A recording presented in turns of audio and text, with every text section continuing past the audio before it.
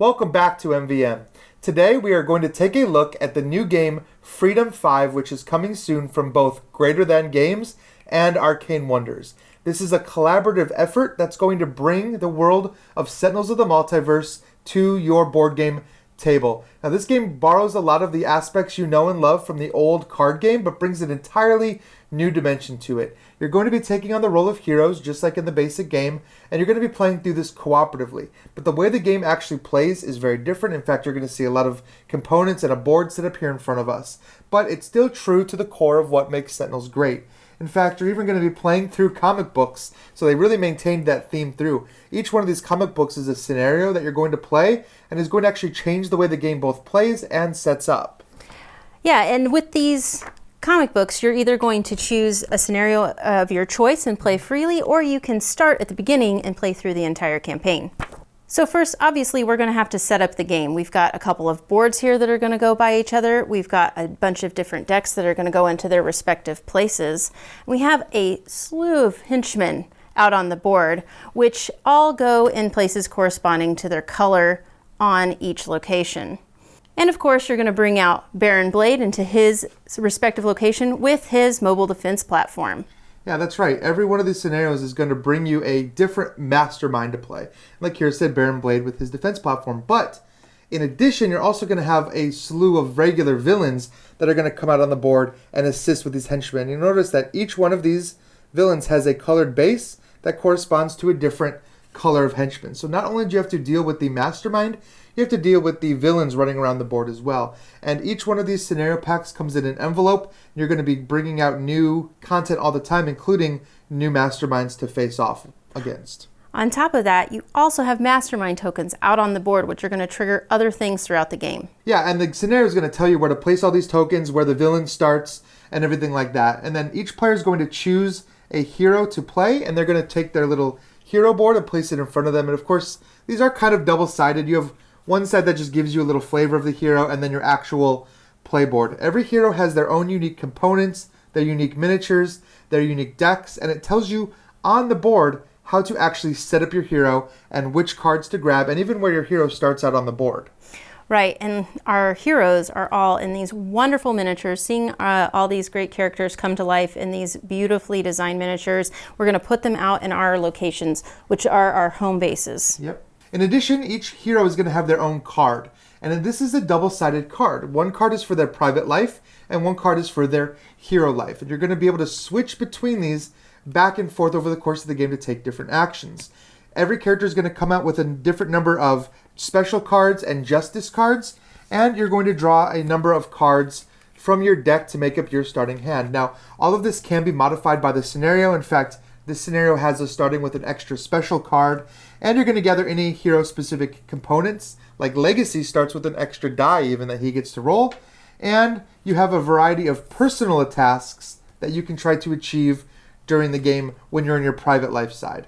One of my favorite things about this is they're bringing Sentinels of the Multiverse right into the game, of course, and that is no different with their abilities on each of these cards. While it plays a little bit differently than what you're used to because there's dice involved, you're going to notice a lot of the same abilities that you saw in Sentinels. Yeah, I think they did a pretty good job of adapting the way that the game plays into this, and you're going to see that in gameplay, which is broken down into two complete different phases of gameplay. You have your private life side, like I mentioned, and your hero side. And you have a number of action tokens. Each hero is going to start with 5 of these action tokens that they can spend on their turn.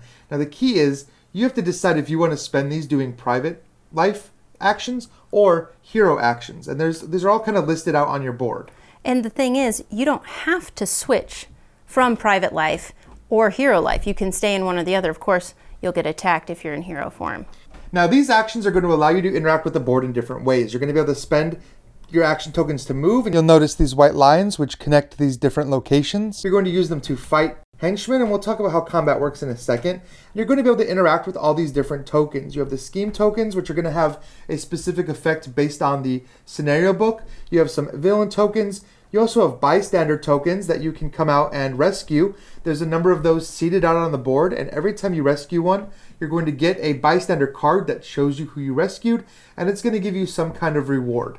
In addition to those basic actions, you have your cards in front of you. Everyone can have a different number of justice cards that they can use on their turn to do whatever the action says. Some of these are going to give you rewards, and they're going to come over here and they're going to sit in your rewards section. And all of these actions can be done in any order that you choose, but with one exception. You have to do all of your private life actions first, then switch over to your superhero form and do all your hero actions. You can't switch back until your next turn. Correct. And remember, you only have 5 actions to spend on your turn, and those have to be spread out between your private life and your hero life. So you have to be very careful, because if you find yourself in a location with a lot going on, henchmen, enemies, tokens, you might get hurt while you're there. Yeah, if you end your turn while in hero form in a space that has a bunch of minions or villains, you're going to take damage for all of them. And you're going to take these little POW tokens, and they're going to come out onto your hero board. And basically, these are damage that you can accrue over the course of the game. The only way to get rid of them is to fight. And the way that fighting and skills and a lot of your cards are going to resolve is with these dice here. Every character is going to be able to roll these dice based on what their card. It's going to tell you to roll a specific number of dice. If you're fighting, you're going to get to roll 1 die for every minion, plus any special dice. You might be able to spend cards to roll extra dice. Characters like Legacy have an extra die to roll. And you're going to do a skill check. Each one of these heroes has a number of different skills: mind, body, spirit, and tech. When you're rolling these dice, you're trying to hit that number. So the lower they are in a skill, the better they are at it. For example, Legacy has a body of 3, and Wraith has a mind of 3. So she's really good at those mind checks, whereas Legacy wants to do the body checks, which kind of makes sense for these heroes. Yeah, for sure. So there's a lot to manage on your turn, from henchmen to villains to your personal tasks. You also have schemes that you're dealing with, anarchy tokens, and like Ryan mentioned, the bystanders. Yeah, and to top all of that off, your actual objective is to defeat the villain, and you're going to have to find ways to attack and defeat the villain. So while all of this is going on, you're also worried about him.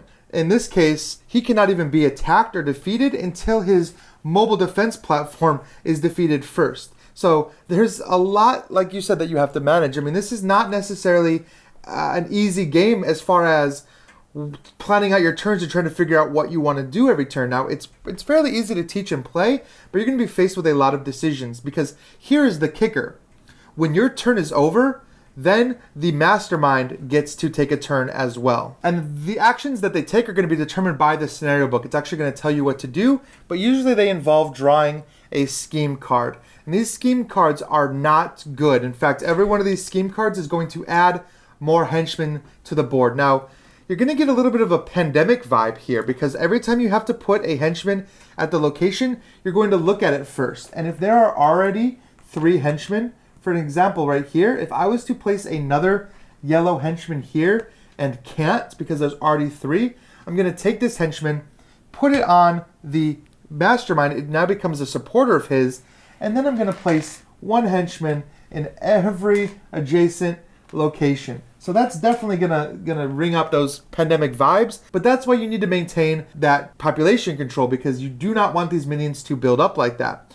And of course, it's also going to move some of these villains around to different locations and force you to fight them. Now, there is a little bit of a reprieve. You're going to have a number of these Justice Rules the Night cards, and you can choose a number of these based on the difficulty level that you want to play at, and you're going to shuffle all of these into the scheme deck. So as you're revealing these cards, it becomes possible that you'll have a turn where actually nothing bad happens. But not many. Yeah, based on difficulty, not many at all. Of course, not only are you trying to defeat the villain, you're also trying to stop him from enacting his plot. You're going to see this mastermind track that's going to tick up.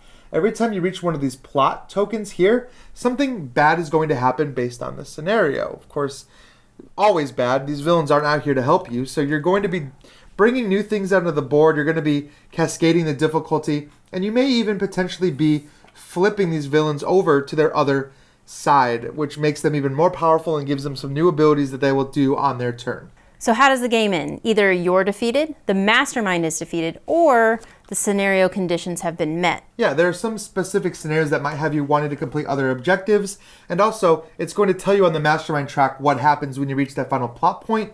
Sometimes that just means an instant loss. So there's a couple different ways that each one of these scenarios can end, and like Kira said in the beginning, there's going to be a variety of these issues that are included in the box. I don't actually even know how many. Yeah, so be sure to check out the Kickstarter page. I'm sure all the information will be there on their updates and their stretch goals. Can't wait to see what's coming next. Yeah, and I can't wait to see what the final version of all of this looks like, because of course we are using just prototypes here. Nothing here that you see in front of me is final, although these minis do still look really good. So be sure to check out their Kickstarter page. Come here, like, subscribe, comment. Let us know who your favorite Sentinels hero is, and maybe they'll make it into the game. I don't even know who they have planned to show up. So thank you all for taking a look with us today, and we will see you next time.